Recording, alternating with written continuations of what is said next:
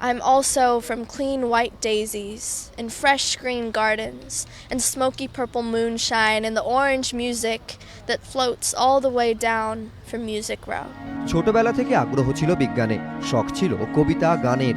তাই পড়াশোনার সঙ্গে সঙ্গে টুকটাক কবিতাও লিখতেন আমেরিকার ন্যাশভিলের বাসিন্দা 19 বছরের লগ্নজিতা মুখোপাধ্যায়।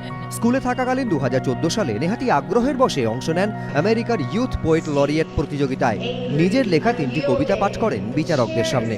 ব্যাস, সাউথ ইস্ট রিজিয়ন থেকে প্রথম হয়ে একেবারে প্রতিযোগিতার ফাইনালে। সামনে এপ্রিলেই ফাইনাল। তার আগে এই শহরে ইউথ পোয়েট লরিয়েট 5 ফাইনালিস্টের মধ্যে একজন বাঙালি মেয়ে Lagnajita.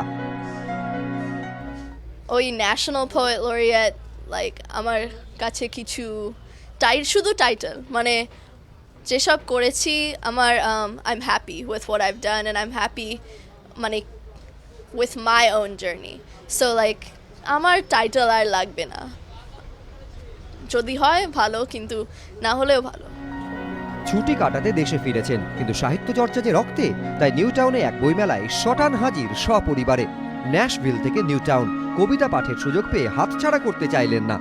My mother has acid burns in hidden places from working late in the lab, caustic scolding that requires some of my father's ice.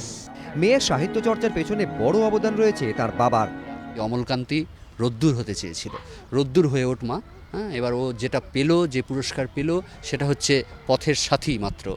মানুষ ও চারপাশ নিয়ে ভাবতে ও লিখতে ভালোবাসেন। 2017 ফাইনালে সেই সবের ওপর লেখা কবিতা দিয়েই বাজিমাত করতে চান লগ্নজিতা। অরিত্রিক ভট্টাচার্য ও পার্থপ্রতিম ঘোষ, এবিপি আনন্দ, কলকাতা।